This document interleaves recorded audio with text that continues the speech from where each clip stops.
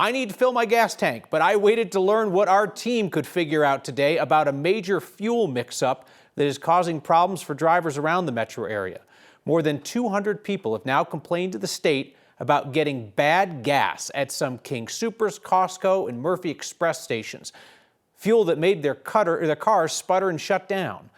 This appears to trace back to the HF Sinclair terminal in Henderson, where tankers are loaded to deliver gas to stations around the state. From 2 p.m. Wednesday to 6 a.m. Thursday, diesel was mistakenly loaded into tankers that were supposed to be dropping off unleaded gas. 24 hours after 9 News first confirmed this problem, Sinclair has yet to provide a complete list of impacted gas stations with bad fuel. The only list we've received is from King Soopers, which confirms 13 affected stations in the Denver metro area. A fuel mix-up on this scale is not something that we see often. Our Spencer Soischer looks at how drivers with wrecked engines may be made whole and who is typically responsible for the repair payments. There are a lot of people struggling with bad gas today, but how many of them already have it in their car system? That appears to be a fluid situation. Complaints started coming into the division yesterday, and we've received over 200 complaints. Most of our consumer complaints have been immediate engine failure problems that are very obvious. The state says the wrong fuel came from HF Sinclair in Henderson. We're unaware of a fuel contamination issue this large in Colorado, at least in recent memory.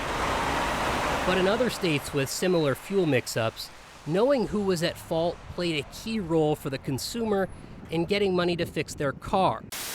This morning, we know that thousands of drivers have already been affected by tainted gas. The largest example came in 2012, when around 600 gas stations in the Midwest gave out contaminated fuel. That ended with BP sending reimbursement checks to nearly 8,000 people for refunds and repairs. There was also a class action lawsuit that paid everyone with a receipt $50. In Tampa in 2023, Citgo set up a claims process to pay for repairs for cars damaged by gas they distributed. Citgo in the state of Florida said they reached out to all affected customers who filed a claim.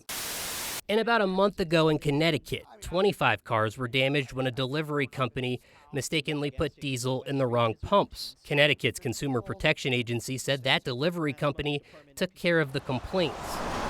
But that's the difference here. Sinclair is making their bad gas other people's problem. Sinclair said in a statement this afternoon that people who bought their gas should get in touch with the gas stations where they bought the fuel.